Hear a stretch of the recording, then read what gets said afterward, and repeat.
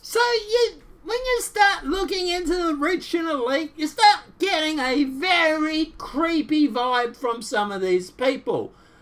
Like, for example, the Rockefellers selling a controversial painting for $115 million. Now, look, at the end of the day, we can talk about why a certain painting gets sold for a certain amount. That's probably another story. But at the end of the day, the questions that I have regarding this is A, first, who sees a painting of a child nude and thinks that would be a good idea to buy, besides the obvious? B, who would want to buy this certain painting, besides the obvious? And C, who else has just brought this painting, besides the obvious? Because it really does make you wonder. The only reason I would buy a painting like this is to throw it on a bonfire. If I had a spare 115 million laying around, I would be like, yep, buy the painting, put it on a bonfire, light the bonfire, and stream it on YouTube and watch everybody lose their mind over the, oh, it's damaged. I don't care. It's a child butt naked in a painting. It's pedophilic. It really, really is. And just before everybody sits there and goes, oh, this is fake news.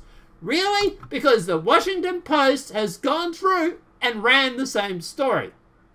Now, interesting enough, they say the name of the painting, but throughout the story you don't get an idea of what the painting looks like. It's weird like that, isn't it? That they don't show you the painting.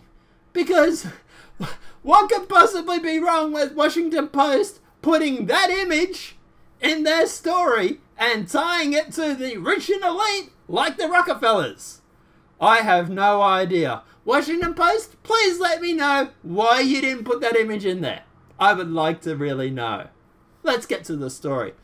A controversial Pasco painting of a child prostitute owned by the Rockefellers has been sold for a world record price at Christie's recent auction in New York City, as the Rockefeller family continues to sell their vast collection of pedophile-themed and degenerate art. This week, the New York City auction house is hosting a 3-day sale of iconic art pieces from the collection of the late Penny and David Rockefeller. Thanks to the wealth amassed by the family, the pair had built up one of the most important art collections in the world, much of which had strong pedophile themes. According to Christie's, the first night of bidding resulted in a $646 million in sales. The slate of pieces, which included items from the 19th and 20th century artists like June Gressis, I might be mispronouncing, Paul Gunnan, I'm definitely probably mispronouncing, Edor Manet, yeah, I guess that, Henriette Messi, and Claude Monet. I'm definitely getting those names wrong. Forgive me, art world. A record breaker for the most valuable collection sold at auction, CNN reported. I wonder if CNN ran a picture of what the artwork looked like. Probably not. However, the piece with the highest price tag was a 905 portrait of a child prostitute by Pablo Picasso, titled L'Equipe Floride. I'm getting that. It's on the screen. I'm getting that wrong. I know. The painting sold for $115 million, but also has kicked up a controversy over the artist's sexualization depiction of a young girl in the current Me Too atmosphere. I hoped it would have kicked up controversy regardless of the Me Too movement, but anyway.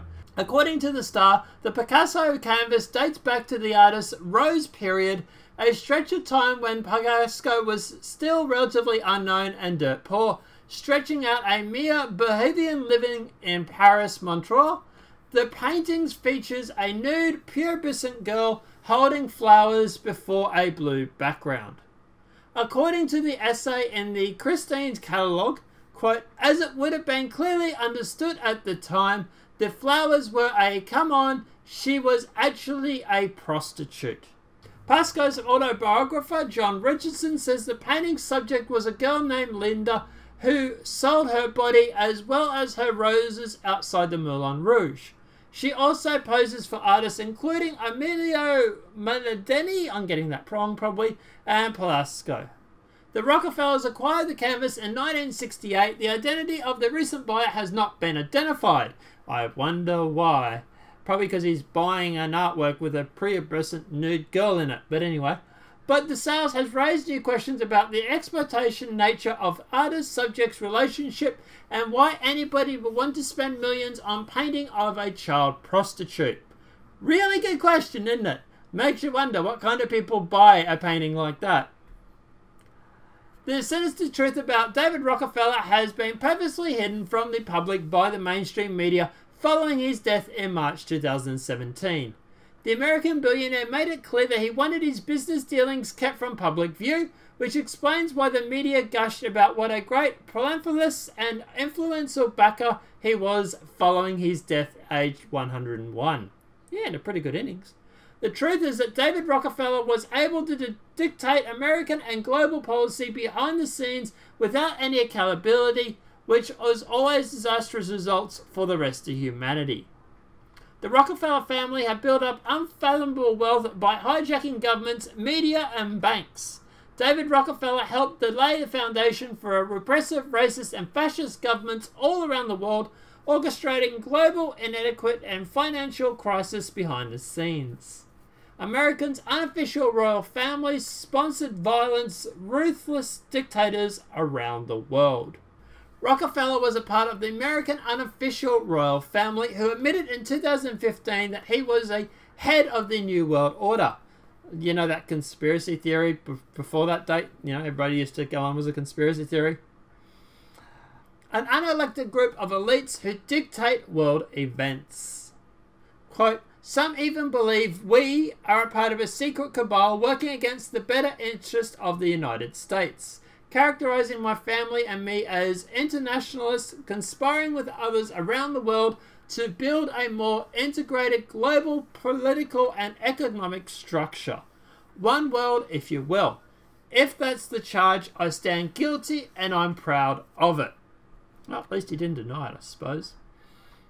But look, guys, at the end of the day, obviously, yeah, like I said, look, there's no way I would spend $115 million on a painting anyway, let alone buy a painting of a girl that is literally naked. And according to this article, it's well understood that she was a child prostitute. So why would you want to buy that painting? Really makes you wonder. It also makes you wonder, who's the new buyer? Who's the new owner? Probably should find that out. But yeah, look, at the end of the day, I don't know. This just makes me want to go and have a shower and scrub all the dirt off. I don't know. I find this sick that people would buy a painting for this amount of money. Let alone this type of painting. Like, if it's Van Gogh or something like that, maybe, fine. But why are you buying a painting of a prepubescent nude girl? That, to me, is just, ooh. And I know people are going to sit there in the comments and go, it's art. I'm sorry. But at the end of the day, no. People look at art because they like the aesthetics and they like looking at it. You're going to tell me people like looking at a prepubescent nude girl? There's no way you can defend this. I'm sorry. Buy the painting and burn it at a bonfire and YouTube it. That's what I would do. But I don't know. Guys, I know your thoughts are in the comment section below. Do you believe that this is kind of creepy? Do you think that this is wrong? Do you think that this artwork should be just locked in a vault and put away forever? Or destroyed? Or I don't know. Let me know your thoughts are in the comment section below. If this video has been helpful, please smack a like. If you're new to the channel, welcome and subscribe. Apart from that, guys, I'll see you in the next demonetized video from YouTube. Have a great day and enjoy.